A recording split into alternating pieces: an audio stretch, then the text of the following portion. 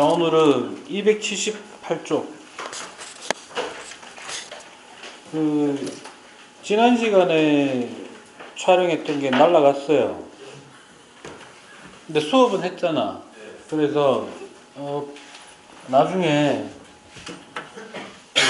전기자기 기초 부분이기 때문에, 그 부분은 촬영을 따로 하도록 하겠습니다. 알겠죠? 제가 집에서, 그거 내용을 보면서 하는 형태로 해서, 그거까지 편집 끝나고 나면은 업로드 하도록 하겠습니다. 알겠죠? 예.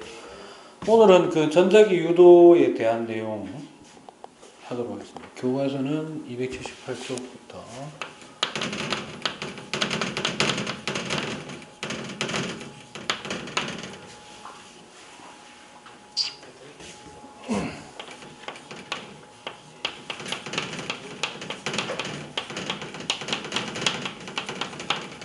별로 물리는 정리해 보면 별 내용은 없어요.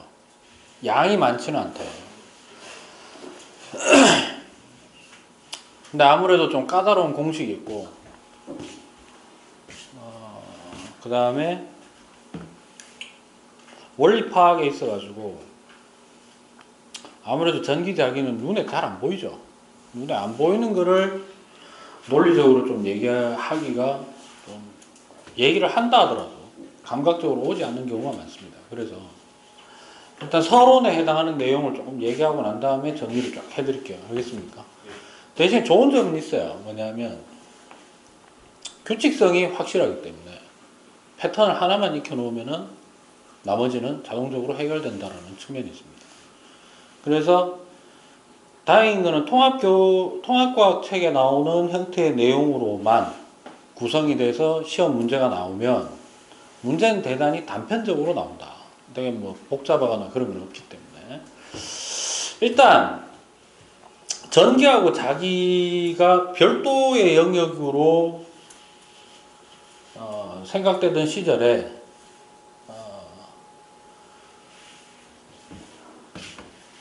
한 4사람 정도가 등장해요.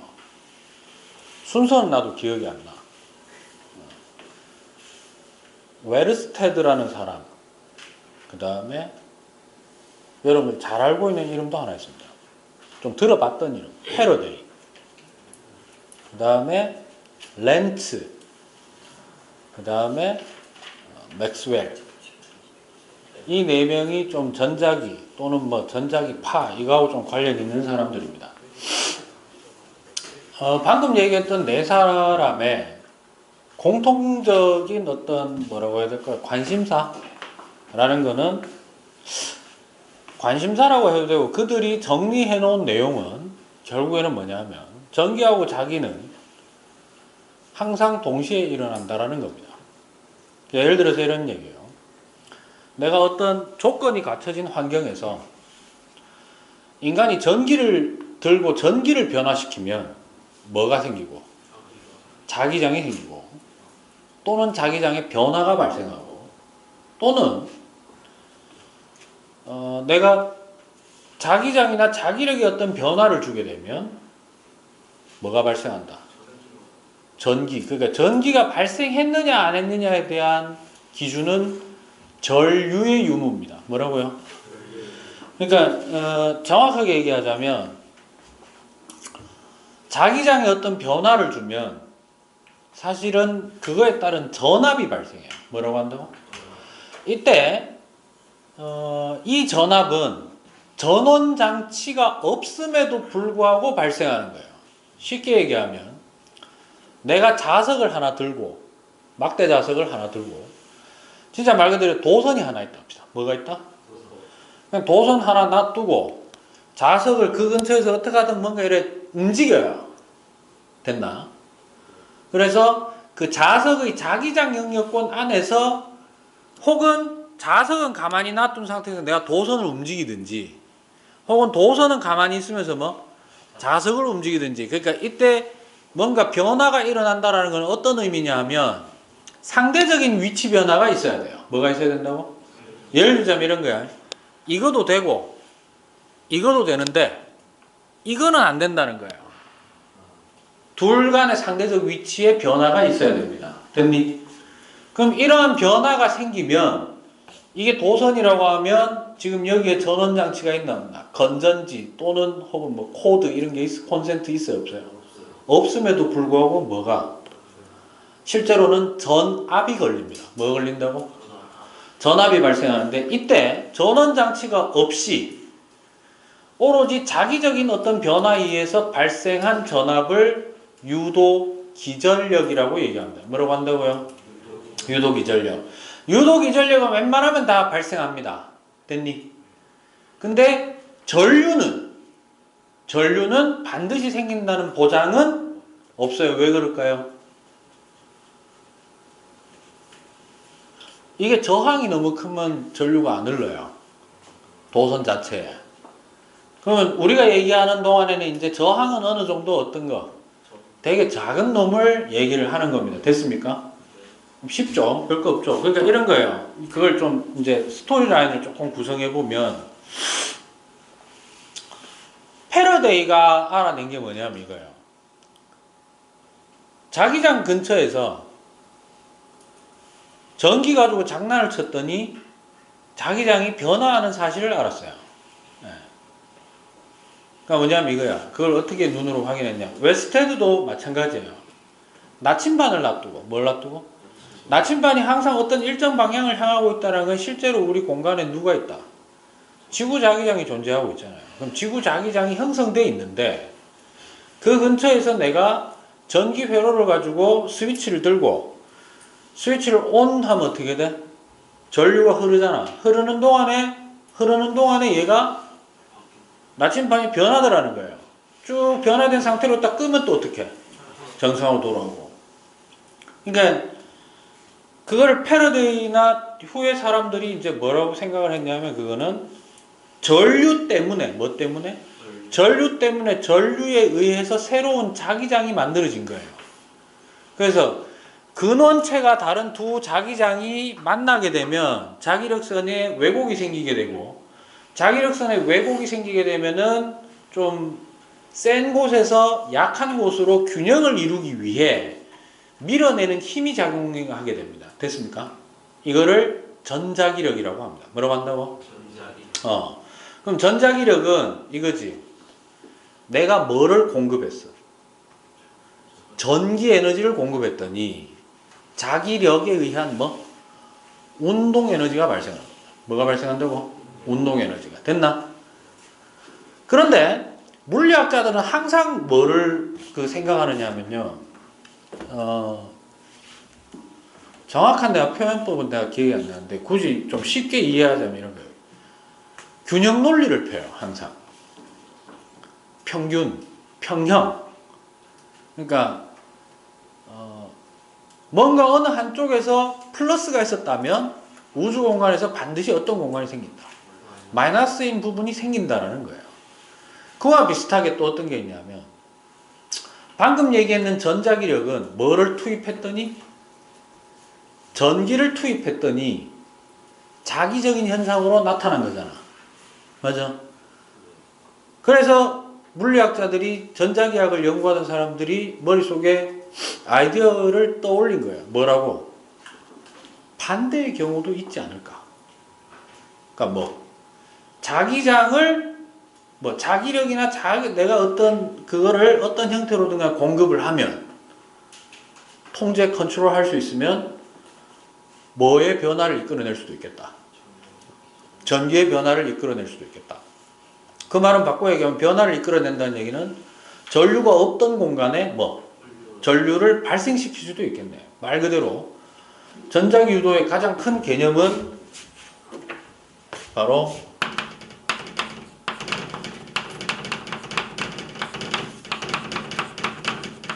발전기 원리라는 겁니다. 됐나요? 별거 없어요. 오늘 수업 길게 안 해요. 딱 챕터별로 필요한 것만 딱 끊어서 할 겁니다. 알겠습니까? 그러면 결국 전자기 유도라는 건 이거네. 뭐라고 얘기할 수 있냐면 좀 길게 써보면 이렇게 돼요.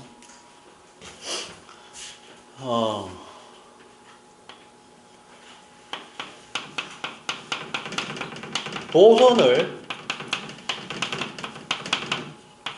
통과하는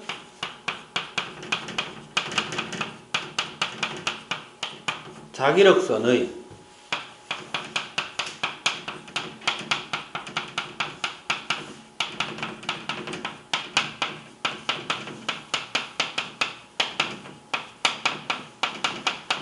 뭐가 생기면? 개수 변화가 생기면 이 말은 이거예요. 아까 했던 것 그대로 해볼게요. 이게 도선이라 합시다. 이게 자석의 N극이라고 합시다. 마이크가. 됐나? 그럼 N극에서는 뭐가 나가지? 자기력선이 뻗쳐서 나가죠. 맞아? 그럼 봐봐. 내가 이 정도 거리에 있을 때랑 여기 있을 때랑 이 도선을 통과하는 개수는 여기가 있을 때 많은 거가 여기 있을 때가 많은 거가 가까이 있을 때 제일 많죠. 이해됩니까? 그러면 여기에 있다가 얘를 일로 끌고 왔어. 또는 얘를 일로 끌고 간 거는 이 도선을 통과하고 있는 자기력선의 개수가 어떻게 되는 거지? 늘어나는 변화가 일어나죠. 또는 붙여놨다가 이렇게 하거나 이렇게 하거나 이렇게 하거나 세 개 전부 똑같은 거예요. 자기력선의 개수가 어떻다가 많았다가 적어지는 감소하는 변화를 일으킨 거죠. 그렇게 되면 어떤 현상이 일어나냐면 첫 번째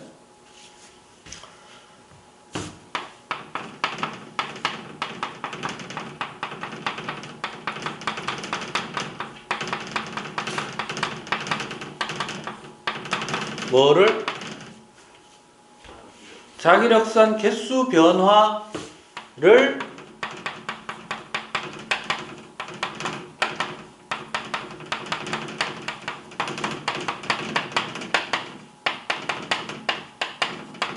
뭐 하려는 방향으로? 방해하려는 방향으로. 두 번째, 도선의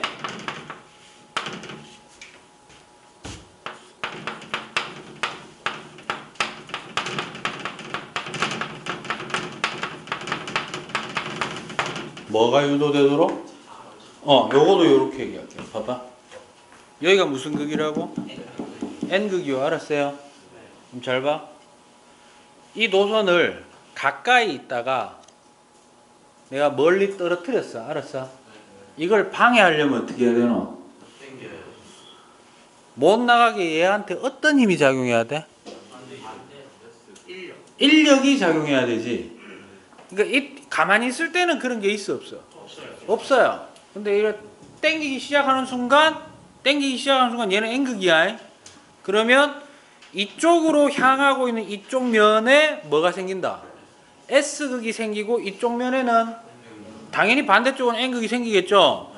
요렇게 얘가 순간적으로 S와 N을 가질 수 있는 전자석이 되도록 만들어주는 거예요. 여기 전류가 발생하는 거야. 됐나?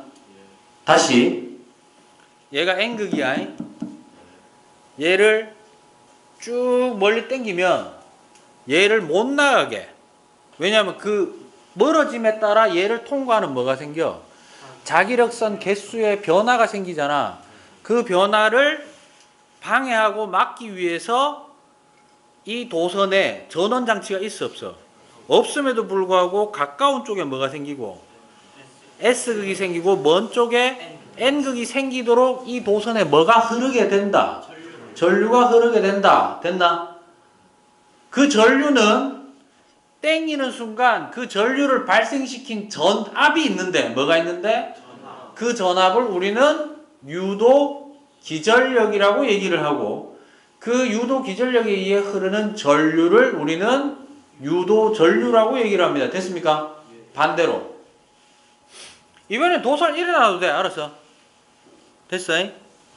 여기 N극이고 좀 멀리 있었어.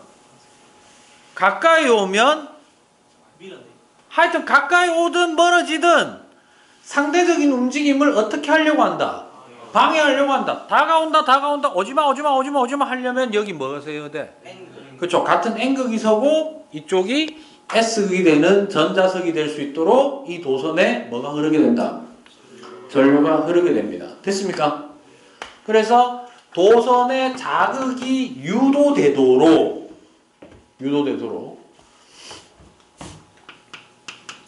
도선에는 뭐가 걸리게 되고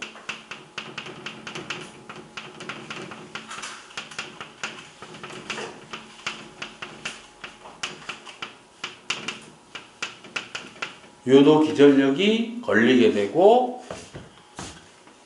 이 유도 기전력에 의해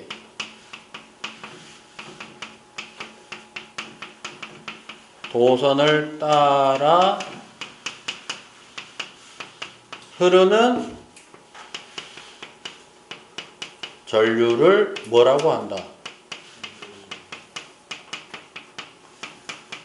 유도전류라 한다. 이렇게 됩니다. 이때 실제로 여러분들이 잊지 말고 기억해야 되는 것은 뭐냐면 제일 중요한 건 사실 이거예요. 유도전류의 방향은 어떤 방향이냐 라고 하면 자기력선의 개수 변화가 일어나는 것을 뭐 하려는 방해하려는 반대 방향으로 자극이 형성될 수 있도록 전류가 흐르게 된다라는 겁니다. 됐나? 됐어? 이런 말들 주의하시고요. 주요 용어는 이게 다예요. 그럼 물어보는 건 이거야. 첫 번째, 유도 전류를 세게 흐르게 할 수 있는 방법이 뭘까요? 이걸 물어봐. 그러면 유도 전류가 세려면 뭐가 세야 되지? 유도 기전력이 세야 돼요. 됐니? 그래서 결국 물어보는 게 이거예요. 엄밀히 얘기하면 유도 전류를 세게 하는 방법 중에는 유도 기전력을 세게 하는 방법 모두가 포함됩니다. 됐니? 됐나? 그래서 근데 통합과학 안에서는 어차피 도선을 줍니다. 뭘 준다고? 부도체 뭐 이딴 거 안 쓰기 때문에 알겠나? 그럼 저항이 어떻다? 작은 상태로 일정하게 유지된다고 한다면 유도 전류의 세기는 유도 기전력의 세기를 크게 하는 모든 방법과 일치한다고 보셔도 되는 겁니다. 됐니? 이해하시겠어요? 그럼 이런 거지. 당연히 유도 기전력은 변화의 폭을 변화의 폭을 최대한 줄이려고 할 때 세게 일어날 거 아니야. 그러면 변화 자체가 어떨수록? 클수록 혹은 셀수록. 크다는 개념은 공간적 개념이에요. 또는 주어져 있는 조건의 크기가 크거나 세다는 얘기는 어떤 의미냐 하면은 속도적인 개념이 들어가는 거예요. 됐니? 그래서 여기다가 이제 정리하면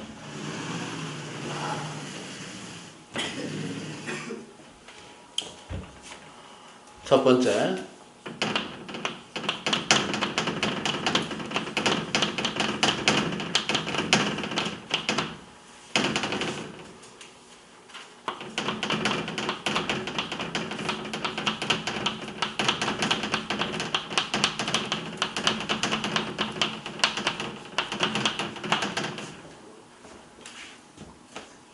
이건 바꿔 얘기하면은 이 말도 돼요. 이걸 바꿔 말하면은 일상생활과 연관시키면 뭐라고 해야 될까?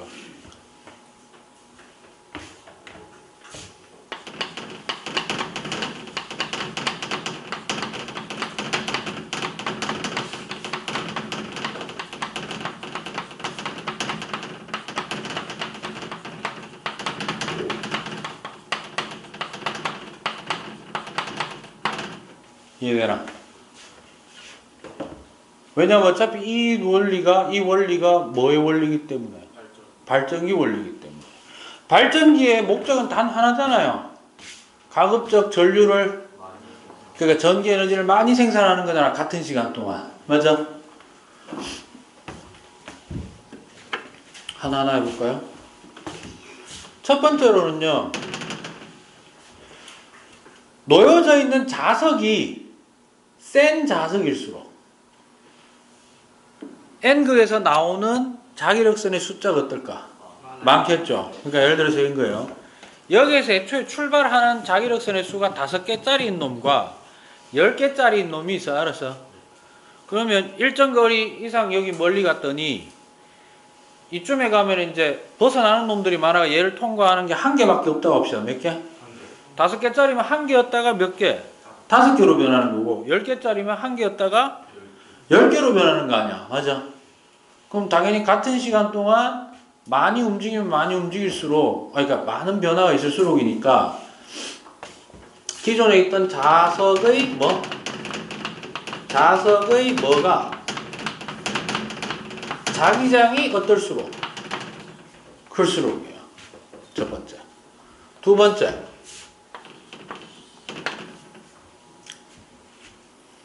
변화율을 크게 하는 거니까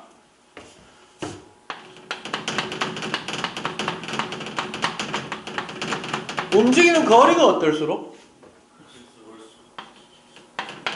그죠? 요소 왔다 갔다 하는 것보다는 이렇게 하는 게 훨씬 더 변화폭이 큰 거잖아요. 그죠? 그다음 세 번째. 세 번째 뭐 있을까요?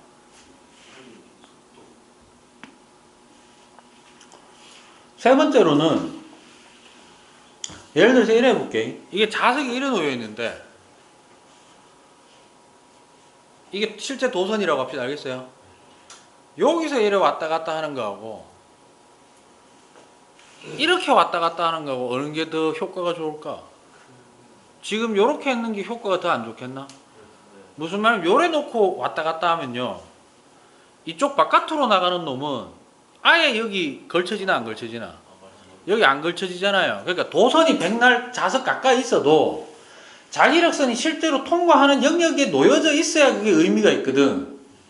그럼 바꿔 얘기하면 이 얘기도 되네. 요것도 도선이라고 합시다. 했어요. 요거 가지고 왔다 갔다 하는 것보다는 이거 가지고 왔다 갔다 하는 게 훨씬 더 변화율이 어떨까? 크겠죠? 맞아. 그래서 자기장 일단 영역 안에, 그지? 영역 내에 놓인 누구의 도선의 길이가 어떨수록 길수록 좋겠네. 됐습니까? 근데 잘 봐라. 3번 문장은 변화시키면 이렇게 돼요. 그러면 가급적 자기력선에 걸쳐져 있는 도선의 길이가 어떨수록 좋다는 거야. 길수록 좋다는 거 아니야. 그런데 현실적으로 생각해봐. 길이를 졸라 길게 만들어가지고 한다는 게 되나? 안 되잖아. 그래서 뭘 생각해 인간들이? 그렇죠. 감은 거예요. 코일로 만들어 놓으면은 졸라 긴 걸 갖다가 그냥 한정된 공간 안에 놔두고 효과를 극대화할 수 있는 거 아니야. 맞아? 그래서 완벽하게 똑같은 건 아니지만 3번과 4번은 거의 비슷한 내용으로서 바로 뭐로 만들었을 때? 코일을 만들었을 때, 오늘따라 졸라 친절하다. 원래 이런 거 안 쓰는데. 코일을 만들었을 때 코일의 감은 횟수를 늘리면 늘릴수록. 이해되십니까? 마지막으로 한 개 더. 코일이라고 합시다. 코일.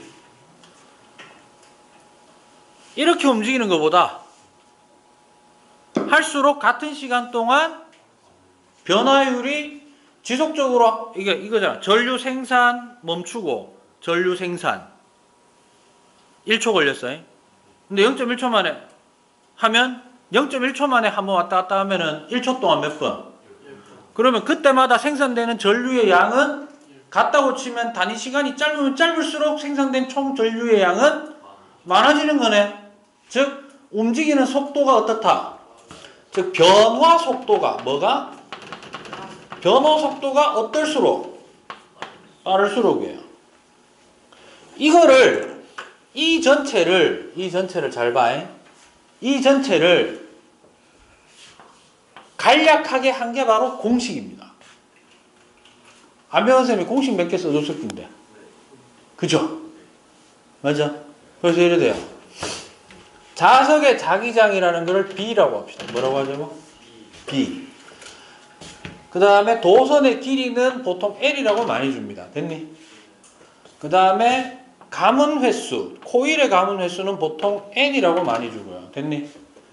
속도는 보통 V라고 많이 써줘요. 그 다음에 이 움직이는 거리라는 거는 결국 뭐라고 해야 되나, 길이가 길면 길수록 또 움직이는 거리도 어떨까? 동일하게 적용을 할 수 있는 상황이 있거든요. 그래서 뭐 이건 잠깐 넘어가고, 알았어? 그 다음 여기 필요한 게 결국에는 자기력선의 개수가 변화하는 거잖아. 맞아? 그래서 자기력선의 개수를 2자로 줄이면, 너건 알아야지. 자속이라는 게 있었잖아요. 이렇게 쓰는 거. 있습니까? 그래서 예를 들어요. 유도 기전력은 2개로 나눌 수 있어요. 내가 코일을 사용할 때가 있고, 그냥 도선 가닥을 쓸 때가 있다는 거야. 그죠? 코일을 쓸 때는 뭐에 비례하냐면, 항상 그 공식 보시면 마이너스가 들어갑니다. 뭐가 들어간다고? 마이너스는 왜 넣었을까? 방해한다는 의미예요. 됐니? 그래서 마이너스 n에 비례하고 델타 t분의 델타 파이 요래 됩니다. 델타는 뭐지? 변화량이란 뜻이에요. 됐나? 그러니까 시각의 변화량이니까 시간분의 뭐? 자속의 뭐? 변화량.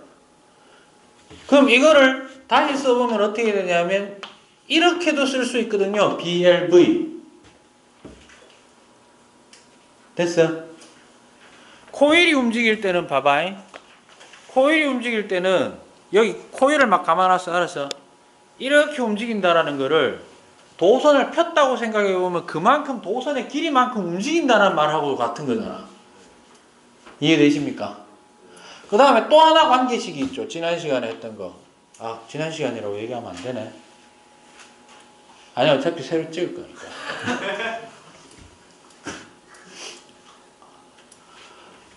혹시 이거 내가 얘기해줬나? B는 어떤 관계가 있는지?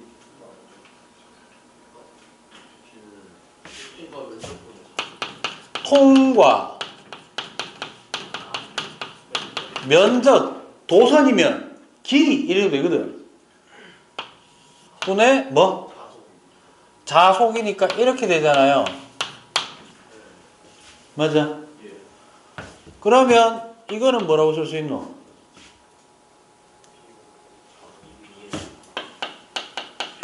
면적 곱하기 B 되는 거 맞아요? 맞나? 그럼 여기 델타 붙으면 전체 델타 붙죠? 맞아? 곱하기니까 델타 안으로 집어넣을 수 있는 거야. 그래서 B 델타 면적 이래 되잖아. 맞아? 면적은 뭐 곱하기 뭐? 가로 곱하기 세로라는 건 가로나 세로는 어떤 개념? 가로나 세로는 어떤 개념? 또는 길이 개념 되죠? 이해됩니까? 그러니까 면적이라는 것을 이렇게 놔도 되나? 그지? 그러니까 L이라는 걸로 그냥 통칭해서, 맞아? 그럼 넣어보자. 여기 집어넣으면 어떻게 되나? B 델타 L 곱하기 L인데 L 한 개를 S로 바꿔줘. 됐어? S로 바꿔도 상관없어. S가 뭐냐면 거리야, 거리. 그 밑에 뭐가 놓여있어? 놓여있지? 델타 T분의 델타 S는 뭐?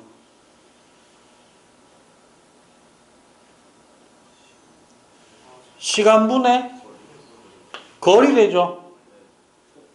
BLV 이거네. 같은 거야. 됐어? 굳이 공식이 두 개인 걸로 나누은 것은 하나는 뭐 쓸 때랑 코일로 쓸 때는 이렇게 단순화하는 게 편하고, 알겠습니까? 코일을 간혹 뭐 할 때도 있다. 쭉 늘어가지고 도선을 쓸 때도 있을 거 아니야. 단일 비교를 위해서. 그때는 이렇게 된다 이 말이에요. 그러면 실제로는 어떤 거다? 같은 거네 이 말이에요. 됐습니까? 이해되나? 그러니까 이거야. 도선의 길이라는 것과 움직인 거리라는 건 결국 1차원적인 거에 해당하는 거기 때문에 저 실험에 맞도록 설정을 해주면 된다는 거예요. 아시겠습니까? 오늘 정리하면 이래 됩니다. 오늘 수업 끝났네. 예. 졸라 편하죠? 깔끔하지 않습니까? 예. 전자기 유도라는 것은 어떤 원리를 얘기하는 거다? 간단하게 역사적으로 이제 설명을 했었는데, 전기의 변화를 일으키면 자기력이 생기듯이 반대로 자기장의 변화를 일으키니까 뭐가 발생하더라? 가장 중요한 건 이 말이에요. 전원장치가 없는데도 전기 에너지가 발생하더라는 겁니다. 그래서 현실 세계에서 가장 많이 써먹고 있는 것은 바로 발전기의 원리로서 우리가 사용하는 건데, 결국 우리가 통합과학 내에서 얘기하고 싶은 것은 이 전자기 유도 원리에 의해서 어떻게 하면 많은 양의 전기 에너지를 생산할 것인가. 그래서 주안점은 어디에 있다? 유도기 전력의 크기를 증가시키는 방법에 잡혀있다 이런 얘기예요. 됐습니까? 그래서 먼저 글로 쭉 써가지고 최대한 써놓은 게 한 5가지 정도 됩니다. 저거 좀 기억해 놓으시고요. 그 다음에 어차피 공식을 한 번쯤은 책에서 뭐 언급되기도 하기 때문에 연관을 시켜서 저렇게 설명을 한 겁니다. 됐나요? 그 다음에 번호는 따로 필기는 안 하겠습니다. 두 번째로 물어보는 거는 이래 해가지고 생겼지. 그러면 그 전류의 방향은 어떻게 되는데 물어본다는 거잖아. 방향은 뭐? 방향을 실제로 결정짓는 거는 다음 시간에 할게요. 알겠니? 그러니까 전류의 방향, 유도 전류의 방향은 결국 뭔데? 이게 중요한 거예요. 이게 돼야 어떤 상황이 와도 어떻다? 다 적용할 수 있다는 거예요. 됐냐? 됐어요? 그래서 우리는 지난 시간에 녹화가 안 돼서 안타깝긴 하지만 지난 시간에 이 얘기한 적 있죠? 이거 2개 사용하는 거 있잖아. 이거 안 합니다. 알겠어요? 이거 2개를 쓰는 거는 사실상 뭐라 해야 될까? 초보야. 하수. 알겠어? 최소한 너는 하수는 아니잖아. 고수가 되기에는 좀 어때? 좀 문제가 있나? 라고 할 수도 있지만은 하수가 아닌 상태니까. 사실은 전자기력이고 전자기 유도고 전류의 자기작용이고 나발이고 간에 이거 하나면 다 끝납니다. 괜히 이 자세가 아니에요. 최고예요. 이거 하나로 다 돼. 알았어? 알겠습니까? 심지어는 모터의 원리도 이걸로 다 돼요. 사실은. 의미를 파악하는 게 조금 더 중요하다. 그래서 항상 머릿속에 일단 다음 시간 하게 되면은 전류 방향, 유도 전류의 방향을 확정짓는 연습 하나. 그 다음에 280쪽 넘어가서 뭐 발전기 되는데 발전기는 오늘 한번 읽어보시면 돼요. 그래서 282쪽, 283쪽 넘어가면 내용이 정말 쉬운 내용들로 다 되어 있습니다. 알겠습니까? 실제로는 285쪽부터의 전력 수송 과정에서 전류의 열작용을 이해하는 게 조금 더 중요하다고 할 수 있겠습니다. 됐나요? 예. 자, 여기까지 질문. 없으면 오늘 여기까지.